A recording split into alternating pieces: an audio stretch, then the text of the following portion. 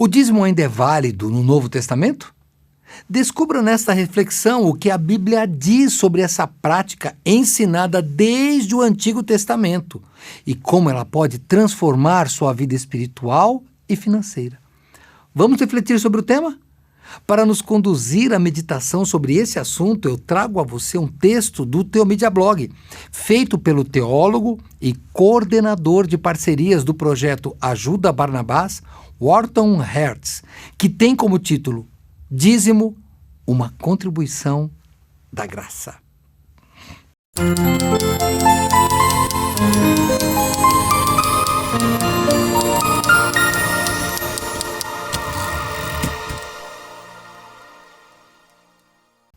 O dízimo ainda é válido para o Novo Testamento?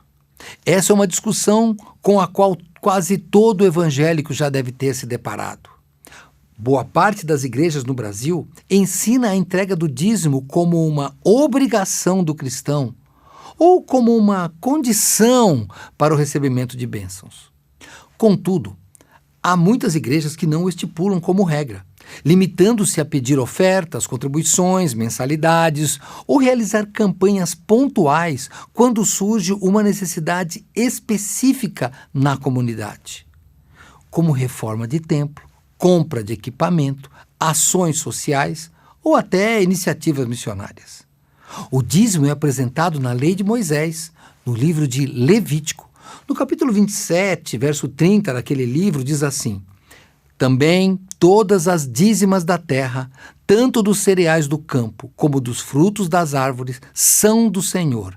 Santas são ao Senhor. A expressão santas ao Senhor refere-se à tradução do termo Kedosh Yahweh, significando que deve ser separado do uso ordinário. O mais importante para essa reflexão é que não se tratava de uma contribuição voluntária, mas sim de uma obrigação legal e parte da adoração religiosa. Contudo, antes mesmo da lei de Moisés, o dízimo já era praticado pelos patriarcas. Em Gênesis, nós vemos Abraão oferecendo dízimo a Melquisedeque, rei de Salém, após resgatar seu sobrinho Ló, que havia sido raptado durante a guerra dos 4 reis contra 5. Jacó, por sua vez, fez um voto de entregar o dízimo ao erguer a coluna de Betel, após a visão da escada que ia até os céus, com os anjos de Deus descendo e subindo por ela. Jesus, no Novo Testamento, aborda o dízimo dentro do contexto judaico. Entretanto, na igreja neotestamentária não há menção explícita dessa prática, seja em Atos dos Apóstolos ou nas epístolas. No início da história da igreja, os discípulos tinham tudo em comum e vendiam seus bens para atender às necessidades dos pobres. Vemos o registro dessa prática registrada no livro de Atos, no capítulo 2, verso 44, que diz: todos os que creram estavam juntos e tinham tudo em comum. Um exemplo disso é Barnabé, um homem que trouxe o valor da venda de um campo aos pés dos apóstolos para socorrer os necessitados. E esse registro também se encontra no mesmo livro de Atos dos Apóstolos, no capítulo 4, verso 36 e 37, que diz: José, a quem os apóstolos deram o nome de Barnabé, que quer dizer filho de exortação, levita, natural de Chipre, como tivesse um campo, vendendo-o, trouxe o preço e o depositou aos pés dos apóstolos. A orientação mais clara sobre contribuições no Novo Testamento vem do ensino do apóstolo Paulo, lá em 2 Coríntios, capítulo 9, verso 7, que diz: cada um dê conforme determinou em seu coração, não com pesar ou por obrigação, pois Deus ama o que dá com alegria. As doações na igreja primitiva sempre tinham como foco ajudar os necessitados, apoiar os missionários ou sustentar aqueles dedicados à oração e ao ensino da palavra. Certamente, o Novo Testamento não apresenta o dízimo como regra, e historicamente essa prática nunca foi central para a igreja ao longo de 2000 anos, salvo nas últimas décadas, quando algumas tradições passaram a enfatizar o dízimo. Mesmo assim, Considero que, embora não seja uma norma bíblica, no contexto da nova aliança, o dízimo é uma boa referência e uma disciplina pessoal que beneficia tanto os membros quanto a própria igreja local. Eu pratico o dízimo e quero apresentar a você alguns dos motivos que me levaram a essa prática. O primeiro motivo é que a entrega do dízimo é um ato de confiança. Ao entregar 10% dos meus ganhos, eu confio que Deus proverá todas as minhas necessidades. O segundo motivo é que, assim como Deus ordenou um dia de descanso, o dízimo simboliza um descanso financeiro, onde confiamos na provisão divina, mesmo entregando parte de tudo aquilo que produzimos. E o terceiro motivo é o aprendizado de administração dos bens que o Senhor colocou para que nós administrássemos. Para o assalariado ou para o empreendedor, não importa quem seja, o dízimo é uma ferramenta que incentiva a organização financeira e a devolução ao Senhor de parte do fruto do trabalho. O quarto motivo é que a entrega do dízimo proporciona a previsibilidade à igreja. É o modelo mais eficaz para manter a manutenção, o sustento pastoral e o envio de missionários. Contribuições inconstantes dificultam a gestão e o planejamento da obra do Senhor. E o quinto motivo refere-se a um princípio anterior à lei. Abraão e Jacó praticaram o dízimo sem que houvesse uma imposição legal, mostrando que é uma disciplina espiritual independentemente da lei.